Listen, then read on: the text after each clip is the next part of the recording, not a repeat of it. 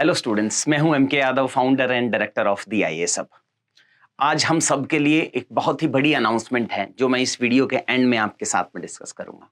जो भी 600 से 700 बच्चे इस पेपर में पास हो रहे हैं, उसमें से सिर्फ 8% बच्चा ऐसा है जो इस परीक्षा को पहले अटेम्प्ट में पास कर देता है। ऐसा क्या है जो फर्स्ट अटेम्प्ट में आपको यूपीएससी परीक्षा करके मिलता है? अगर आप फर्स्ट अटेम्प्ट में पेपर पास नहीं करते हैं यूपीएससी का, सेकंड में नहीं करते हैं, तो थर्ड अटेम्प्ट में वो जो ज़ील है, जो एनर्जी है, वो रिप्लेस हो जाती है डर से। ये 5 चीजें हैं जो रीजन है that why you should clear this exam in the very first attempt.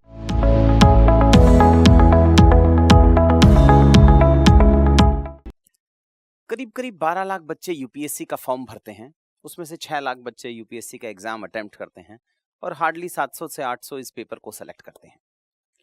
जो भी 600 से 700 बच्चे इस पेपर में पास हो रहे हैं, उसमें से सिर्फ 8% बच्चा ऐसा है जो इस परीक्षा को पहले अटेम्प्ट में पास कर देता है। आपको ये टॉपर्स दिख रहे होंगे, ये बहुत सारे बहुत नॉन फेस हैं जिन्होंने सर्विसेज में एंटर किया इन द वेरी फर्स्ट अटेम्प्ट, और सर्विसेज में आने के बाद इन्होंने बहुत अच्छा काम किया है।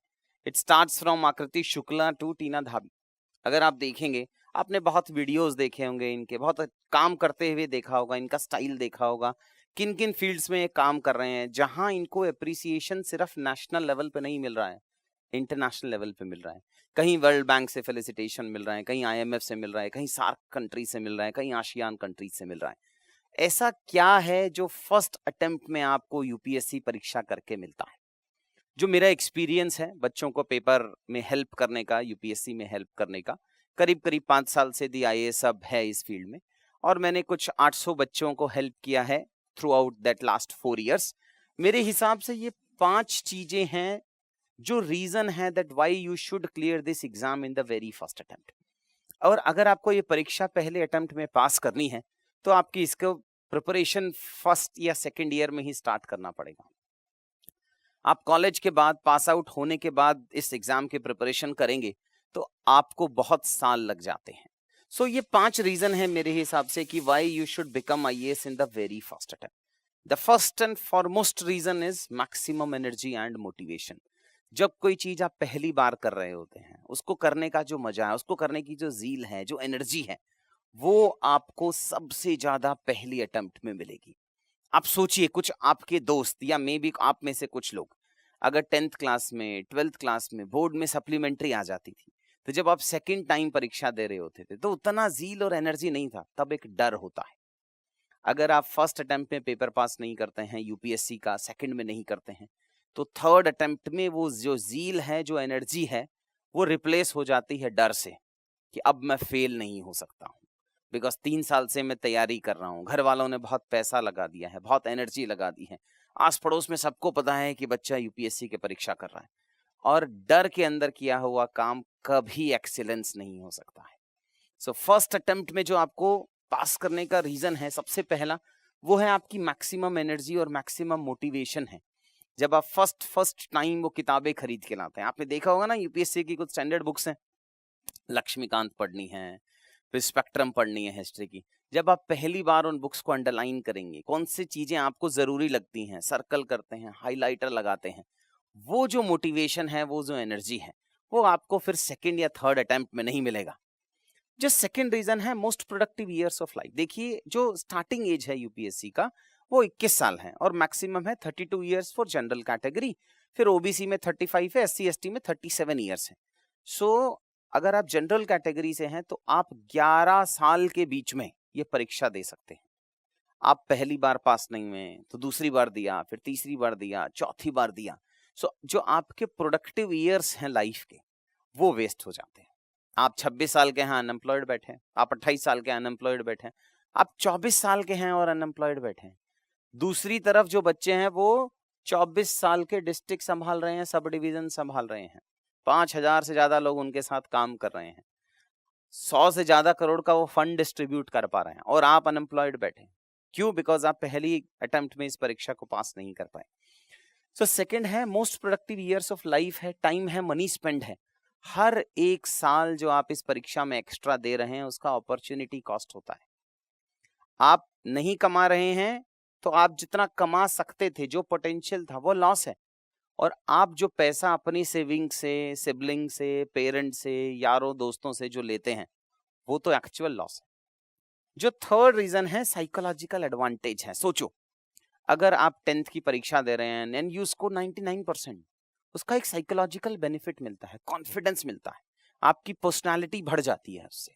सो जो साइकोलॉजिकल एडवांटेज है, पर्सनल सेटिस्फैक्शन है कि मैंने फर्स्ट अटेम्प्ट में ये परीक्षा पास कर ली, उसका जो सेटिस्फैक्शन है वो आपको पता होगा ना। आपकी जिंदगी में अगर आप याद करना चाहें, अगर आपकी एज 20 साल है, 18 साल है, आप अपनी 18 साल की जर्नी को 4-5 इवेंट में ही याद रखते हैं कि ये जब मैं 10th क्लास में था तो ये हुआ, तब मेरी जिंदगी बदली, जब मैं 5th क्लास में था तो ये हुआ, तो मेरी जिंदगी बदली।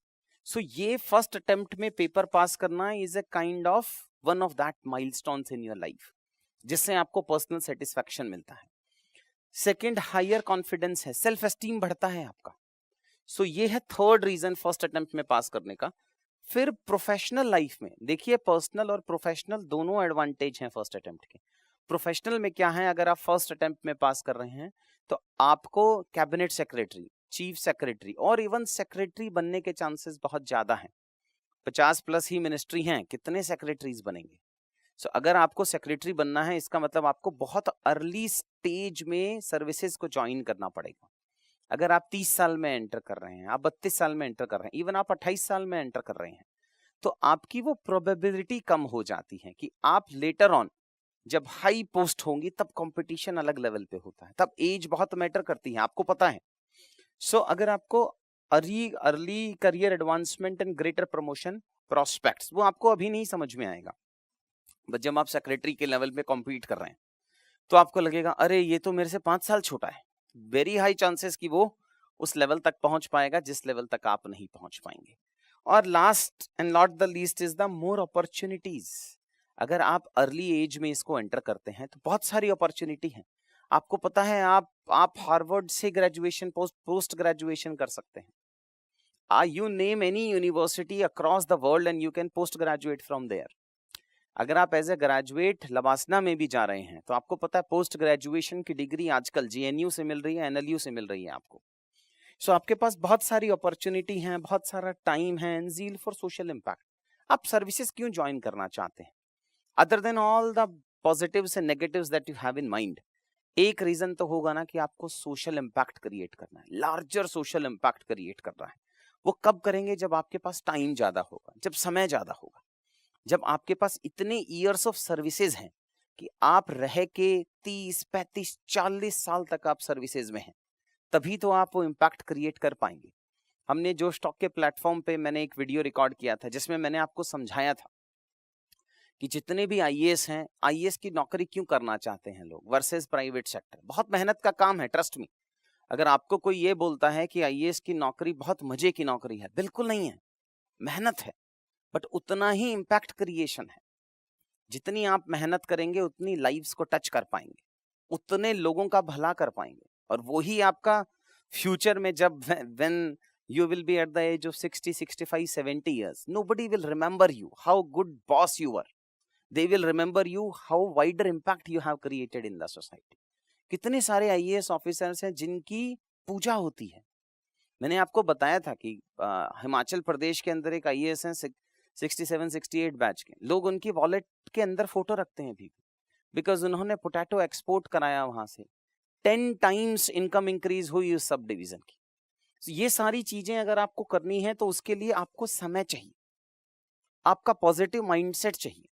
अगर आप 5th अटेम्प्ट में, 6th अटेम्प्ट में एंटर कर रहे हैं तो ऑलरेडी आप एक बहुत कंटिन्यूटी ऑफ ईयर्स तक हारे हुए हैं। सो बहुत मुश्किल है आपको वो पॉजिटिव माइंडसेट लेके आना।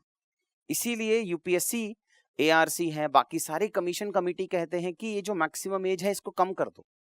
आप 25 ईयर्स तक ही अलाउ करो, बस 21 से 25 साल बस। आप लेटर ऑन जितना एजेड इंडिविजुअल्स आप लेके आएंगे सर्विसेज में, उतना कम इम्पैक्ट क्रिएट होगा, बिकॉज नंबर ऑफ ईयर्स कम होता है आपके पास। So according to my experience of associated with these candidates, मेरे हिसाब से ये 5 मेजर प्रोमिनेंट रीजंस हैं to become IAS in first attempt. फिर आप कहेंगे सर ये तो ठीक है, but how to do it? अब सुनने में तो बहुत अच्छा लग रहा है। अब ऑन एन एवरेज अगर हम आज देखें, and if you want to give 2024 की परीक्षा मेंस सितंबर में होगा 2024 में, क्या अप्रोच रखना चाहिए, 18 महीने को कैसे डिवाइड करें हम। सो मैं ब्रीफली आपको नेक्स्ट 5-7 मिनट्स में बताऊंगा कि हमें नेक्स्ट कितने कितने महीने में कौन कौन सा सब्जेक्ट्स पढ़ना चाहिए, ये ब्रीफली बताऊंगा मैं आपको। सबसे पहले आपको पता होना चाहिए कि यूपीएससी में प्रीलिम्स की एक सिलेबस है, अलग अलग सब्जेक्ट्स हैं, तो ये मेंशन किया है बस उसने यूपीएससी ने, इसके आगे नहीं बताता हूँ। बट आपको पता होना चाहिए कि इकोनॉमिक्स एंड सोशल डेवलपमेंट में मॉनेटरी पॉलिसी से क्वेश्चन आ रहा है कि नहीं आ रहा है, बैलेंस ऑफ पेमेंट से आ रहा है कि नहीं आ रहा है, बजट से आएगा कि नहीं आएगा, पिछले साल कितना आया था, फैक्चुअल आ रहा है कि एनालिटिकल आ रहा है, स्टैटिक आ रहा है कि करंट अफेयर्स आ रहा है। वही सब सिग्निफिकेंस है मेंटर का। एक मेंटर क्या करता है आपकी जिंदगी में, अगर आपको कोई हिमालयस पे चढ़ना है आपको, तो हिमालयस पे चढ़ना है तो आप क्या करेंगे, आप किताबें पढ़ेंगे, हाँ बेसिक तो पढ़नी है, बट आपको कोई मेंटर चाहिए होगा, कोई शेरपा चाहिए होगा जिसकी आप हेल्प लेंगे to climb to that mountain और दैट पीक। सिमिलरली अगर आपको इंडिविजुअल मेंटरिंग चाहिए तो आपको एक मेंटर चाहिए, जो मेंटर आपको हेल्प करेगा to prepare for this exam. So अगर आपको जनरल गाइडेंस चाहिए कि मैं इस एज में हूं, इतना मेरा इंटरेस्ट है, और अगर आपका थोड़ा भी इंटरेस्ट है यूपीएससी की तरफ, तो हमने नीचे डिस्क्रिप्शन में और कमेंट सेक्शन में एक फॉर्म में डिटेल्स मांगे हैं। आप पूरे ध्यान से उन डिटेल्स को भरना। Depending upon the priority order, मैं और मेरी टीम आपको रीच आउट करेगी, आपसे समझेगी कि क्यों आपको ये परीक्षा देनी है, क्या बेनिफिट होगा आपको, हाँ सोसाइटी को क्या बेनिफिट होगा। सो अगर आपको यूपीएससी से रिलेटेड कोई भी डाउट्स हैं कि आप ये परीक्षा देना चाहते हैं, उस हिसाब से कोई डाउट्स हैं, तो हम आपकी वो डिटेल्स कलेक्ट करेंगे और आपको रीच आउट करके वो इन्फॉर्मेशन देंगे। सो ये प्रीलिम्स का सिलेबस है जो आपको पढ़ना पड़ेगा। मैं एक और वीडियो बनाऊंगा ताकि जोश की फैमिली को पता चले कि यूपीएससी के सिलेबस को याद कैसे करना है। देखो यूपीएससी का जो सिलेबस है ना, सारे क्वेश्चन वहीं से आते हैं। सबसे पहले आपको यूपीएससी का सिलेबस याद करना पड़ेगा। सो एक और वीडियो होगा, जो नेक्स्ट वीडियो होगा 15 मिनट का, जिसमें मैं आपको पूरा यूपीएससी का मेंस का सिलेबस याद कराऊंगा। ये मेंस का सिलेबस है, 4 पेपर होते हैं उसमें। फर्स्ट पेपर में हिस्ट्री कल्चर आता है, ज्योग्राफी आता है, सोसाइटी आता है। सेकंड पेपर में गवर्नेंस आता है, सोशल जस्टिस आता है, इंटरनेशनल रिलेशंस आता है। थर्ड में इकोनॉमिक्स एंड सोशल डेवलपमेंट आता है, टेक्नोलॉजी, एनवायरनमेंट आता है, disaster management and internal security. और फोर्थ पेपर में एथिक्स, इंटीग्रिटी एंड एप्टीट्यूड आता है। तो ये 4 जीएस के पेपर हैं मेंस के लिए। फिर एक एसए का पेपर होता है और 2 पेपर होते हैं ऑप्शनल के, इन सब के मार्क्स काउंट होते हैं। फिर क्वालिफाइंग होते हैं English plus 1 other language. Usually लोग हिंदी या कोई और लैंग्वेज जो शेड्यूल 8 में मेंशन है उसको ऑप्ट करते हैं। ये सिलेबस मैं आपको क्यों बता रहा हूं, बिकॉज जब आपको सिलेबस पता होगा तभी मैं आपको समझा पाऊंगा कि अगले 18 महीने में अप्रोच क्या रखनी। देखिए कुल मिला के 13 से 14 सब्जेक्ट हैं हमारे पास यूपीएससी में। कुछ सिर्फ प्री में पूछता है, कुछ सिर्फ मेंस में पूछता है, और कुछ कंबाइंड है जो प्री और मेंस दोनों के लिए रेलेवेंट है। ये जो डायग्राम है ना, ये बहुत बहुत जरूरी है यूपीएससी की परीक्षा के लिए। क्यों? बच्चा क्या करता है, बच्चा सोचता है कि पहले मैं सिर्फ प्रीलिम्स पढ़ लेता हूं, एक बार प्री पास हो जाएगा तो फिर मैं मेंस के लिए पढ़ लूंगा। बट देखिए आप आर्टिफिशियली सेग्रीगेट नहीं कर सकते हो कि प्री अलग और मेंस अलग। अब देख समझो इसको, जैसे हिस्ट्री के 4 सब कंपोनेंट हैं, एंशिएंट हिस्ट्री है, मिडिवल है, मॉडर्न है, आर्ट एंड कल्चर है। वो प्री में भी पूछता है, मेंस के जीएस पेपर 1 में भी आता है। सेकंड ज्योग्राफी है, वो प्री में पूछता है, मेंस में जीएस पेपर 1 में आता है। इकोनॉमिक्स है, प्रीलिम्स में पूछता है, मेंस में जीएस पेपर 3 में आता है। पॉलिटी एंड गवर्नेंस है, प्री में पूछता है, मेंस के पेपर 2 में आता है। Similarly environment, disaster management, science and tech है, प्री में पूछता है, मेंस के पेपर 3 में आता है। इंटरनेशनल रिलेशंस प्री में पूछता है, मेंस में पेपर 2 में आता है। इंटरनल सिक्योरिटी मेंस में पेपर 3 में आता है। एथिक्स एंड वर्ल्ड हिस्ट्री है जो सिर्फ मेंस में पूछता है। ये एक सिंगल स्लाइड आपकी प्रिपरेशन की अप्रोच को चेंज कर सकती है। क्यों? बिकॉज ये सारे सब्जेक्ट्स हैं जो प्री और मेंस दोनों में ही पढ़ने हैं आपको। अगर मैं आपको एग्जांपल दूं, अगर आपको ये पता होगा कि जो आरबीआई है वो रेपो रेट क्यों बढ़ाता है और बढ़ाने से आपके ईएमआई पे क्या फर्क पड़ेगा, इकोनॉमी में क्या फर्क पड़ेगा, अगर आपको ये सब चीजें पता चल गई जो प्री के हिसाब से पूछी जाती है, तो मेंस में पूछते हैं कि मॉनेटरी पॉलिसी के टूल्स क्या क्या हैं, फिस्कल पॉलिसी और मॉनेटरी पॉलिसी साथ साथ क्यों काम करनी चाहिए। सो अगर हम प्री और मेंस को आर्टिफिशियली अलग अलग पढ़ेंगे, आपकी प्रिपरेशन कभी कंप्लीट नहीं होगी। कभी आप प्री में फेल हो जाएंगे, कभी आप मेंस में फेल हो जाएंगे।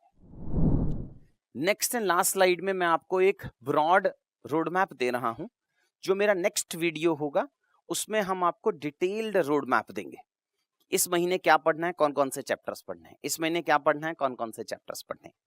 तो ये ब्रॉडली जो नेक्स्ट 6 मंथ्स हैं आपके, starting from March, April, May, June, July, August of 2023, इन 6 महीने में आप अपना एक ऑप्शनल फिनिश कर लीजिए।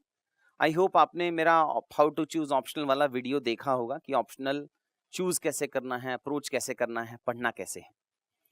और 6 सब्जेक्ट आप पढ़ लीजिए जो प्री और मेंस दोनों में आते हैं। कौन कौन से हैं वो? Polity, governance, economics, environment, disaster management, geography, modern history, ancient history. तो ये सारे 6 सब्जेक्ट आपको अगले 6 मंथ्स में कंप्लीट कर लेना है अलोंग विद योर ऑप्शनल। ये टोटल मैं आपको 18 मंथ्स का बता रहा हूं बेटा। फिर वंस यू हैव रीच अगस्त सितंबर, फिर 4 महीने बचेंगे आपके पास टिल दिसंबर। सो उन 4 मंथ्स में आपको 3 सब्जेक्ट करने हैं प्री प्लस मेंस के, और 4 या 5 सब्जेक्ट करने हैं जो सिर्फ मेंस के। देखिए, आप अभी से सिर्फ मेंस वाले सब्जेक्ट नहीं पढ़ सकते। आप अभी से, आज से चाहो वर्ल्ड हिस्ट्री आप नहीं पढ़ पाएंगे, बिकॉज आपको कॉन्टेक्स्ट पता होना चाहिए। पहले इंडिया की हिस्ट्री पता होगी, तभी वर्ल्ड हिस्ट्री में इंटरेस्ट आएगा और समझ पाएंगे। So after 6 months, next 4 months में आपको प्री कम मेंस के 3 सब्जेक्ट और 5 सब्जेक्ट सिर्फ मेंस वाले पढ़ने हैं। इंटरनल सिक्योरिटी, जिसको पढ़ने में आपको करीब करीब 10-12 दिन लगेंगे। Indian society, international relations, world history and post independence and ethics. तो ये सारे 5 subject plus 3 pre plus mains के सब्जेक्ट आपको नेक्स्ट 4 मंथ्स में पढ़ लेना है, मतलब सितंबर, अक्टूबर, नवंबर एंड दिसंबर 2023 तक। फिर 4 से 5 महीने आपको सिर्फ प्रीलिम्स पे फोकस करना है। Jan, Feb, March, April and May of 2024 you should only focus upon prelims का एग्जाम, एंड देन फाइनली 3 महीने आपको मेंस फोकस करना है। प्री और मेंस के बीच में करीब करीब 3 महीने का गैप रहता है। सो ब्रॉड लेवल पे आपको ये शेड्यूल फॉलो करना चाहिए to clear this exam in the very first attempt and get your picture. जब नेक्स्ट टाइम मैं सेशन लूं, मैं चाहूंगा कि आपकी फोटो भी उन टॉपर्स की फोटो में हो जिन्होंने ये परीक्षा पहले अटेम्प्ट में ही पास कर लिया है। लेकिन अगर आपको मंथ वाइज में चाहिए तो वो मैं नेक्स्ट वीडियो में कवर कराऊंगा। लास्ट में देखिए, जर्नी बहुत बड़ी है यूपीएससी की ना।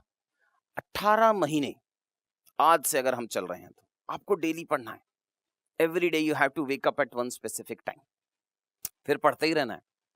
8 से 10 घंटे पढ़ने हैं। रिजल्ट नहीं दिख रहा होगा आपको, बिकॉज एग्जाम तो दिया ही नहीं है। एग्जाम तो साल में एक ही बार होता है, बट साल में एक ही बार अपॉर्चुनिटी मिलती है आपको। सो प्रिपरेशन आपकी इतनी अच्छी होनी चाहिए कि जब आपको वो अपॉर्चुनिटी मिले तो failure is not the option. You know, बहुत सारे बच्चे होते हैं जो बड़े हम्बल बैकग्राउंड से आते हैं। जो उन हम्बल बैकग्राउंड से बच्चे आते हैं उनका सक्सेस रेट ठीक है। क्यों ठीक है? Because when you are poor, when you don't have multiple options, वो रिच वाले ऑप्शंस नहीं है, then the major problem of poverty is you cannot fail. Failure का ऑप्शन ही नहीं है आपके पास। सो यू, अब वो जो पावर्टी है, वो पावर्टी सिर्फ पैसे का नहीं होता, नॉलेज का होता है। आप एक एवरेज कॉलेज से आ रहे हैं, और एवरेज कॉलेज वर्सेस रिस्पेक्ट तो सोसाइटी में आईआईटीएंस को ही मिलती है, बस मेडिकल डॉक्टर को मिलती है। You come from a vulnerable section, women है। So women is, I consider women is poor in terms of the social presence. जो अपॉर्चुनिटी मेल कैंडिडेट को मिलती है उतना फीमेल को नहीं मिलता है, सोसाइटी में भी, सर्विसेज में भी। सो आप किसी भी सेक्शन से पावर्टी को डिफाइन कर सकते हैं। पॉलिटिकल पावर्टी भी होती है, सोशल पावर्टी भी होती है, इकोनॉमिक पावर्टी भी होती है, सोच की पावर्टी भी होती है, साइकोलॉजिकल पावर्टी भी होती है, कल्चरल पावर्टी भी होती है। You come from some hinterland areas. So बहुत लंबी जर्नी है, विच आई एग्री। 1.5 साल तक आपको डेली एफर्ट्स डालने हैं, लेकिन वो एफर्ट्स का रिजल्ट 1.5 साल बाद दिखेगा अगर आप कंटिन्यूअस एफर्ट्स डालेंगे। ऑल्सो बहुत बच्चे पूछते हैं कि सर 3 महीने पढ़ते हैं फिर डिमोटिवेशन आ जाता है। आएगा। मोटिवेशन कोई ऐसा तो है नहीं कि आप दवाई खाएंगे और मोटिवेट हो जाएंगे, नहीं। The only thing which you can help you to clear this exam is discipline. आपको डिसिप्लिन्ड रहना पड़ेगा। दिन में अगर 8 घंटे पढ़ने हैं तो पढ़ने, 4 घंटे पढ़ना है तो पढ़ना है, उसमें चेंज नहीं कर सकते हो आप। बिकॉज एक फिक्स शेड्यूल बनाना पड़ेगा। ऐसे बहुत दिन आएंगे जब आपको लग रहा होगा अरे मेरे कॉलेज के साथ वाले तो सेलिब्रेट कर रहे हैं, हुआ ना। एक रितिका जिंदल करके बच्ची है, she cleared this exam, youngest है अपने बैच की, फर्स्ट अटेम्प्ट में नहीं हुआ, सेकेंड अटेम्प्ट में हुआ, बट फर्स्ट में थोड़े से मार्जिन से रहा, इंटरव्यू दिया था उन्होंने, बट उनके साथ में कल्चरल इवेंट चल रहा है, वो पढ़ रहा है, बट वो रीपे कर रहा है अभी उसको। अभी वो मंडी में एसडीएम हैं, इतना अच्छा काम कर रहे हैं, चीफ मिनिस्टर से लेके सब उनको बाय नेम जानते हैं, अभी वो रीपे कर रहा है। सो जब तक आप अपने शॉर्ट टर्म कंफर्ट को दूर नहीं करोगे तब तक आप लॉन्ग टर्म में सक्सेस अचीव नहीं कर सकते। आप थकेंगे, बहुत बार होगा कि आप थक गए, बट वो थकने पे रुकना तो गड़बड़ हो जाएगा। So unless and until you achieve that particular goal, तब तक रुकने का ऑप्शन नहीं है अपने पास। मिलके मेहनत करते हैं। Thank you. देखो, मेरा मानना ये है कि देश का हर जो युवा है उसमें बहुत बड़ी काबिलियत है, वो अपने सपने पूरे कर सकता है, लेकिन उन सपनों को पूरा करने के पीछे कुछ परिस्थितियां अच्छी नहीं होती हैं। कभी फाइनेंशियल कंस्ट्रेंट आ जाता है, कभी नॉलेज कंस्ट्रेंट आ जाता है, कभी डायरेक्शन की प्रॉब्लम आ जाती है। लेकिन 1000 से ज्यादा बच्चों को पिछले 5 साल में यूपीएससी की परीक्षा पास कराने में मैंने मदद की है, और आप सबका बड़े भाई होने के नाते मेरी ये रिस्पॉन्सिबिलिटी बनती है कि मैं आपकी कुछ हेल्प कर सकूं। मैं बहुत ही एक्साइटेड हूं आपके साथ ये शेयर करने के लिए कि जो भी बच्चा मुझसे फाउंडेशन की क्लासेस लेना चाहता है, जो पढ़ना चाहता है, जो आईएएस बनना चाहता है, लेकिन उसके पास फाइनेंशियल कंस्ट्रेंट है, तो हम एक बहुत ही बड़ी स्कॉलरशिप आपके लिए लेके आ रहे हैं। जिस भी बच्चे को वो स्कॉलरशिप एनरोल करनी है, नीचे डिस्क्रिप्शन में हमने एक लिंक दिया है, उसको बहुत अच्छे से भरो। एक स्कॉलरशिप का छोटा सा हम टेस्ट लेंगे आपका, और जिस टेस्ट में जैसी आपकी परफॉर्मेंस होगी उसके हिसाब से हम आपको स्कॉलरशिप देंगे। सो आओ यूपीएससी की परीक्षा शुरू करते हैं और तैयारी शुरू करते हैं। Thank you.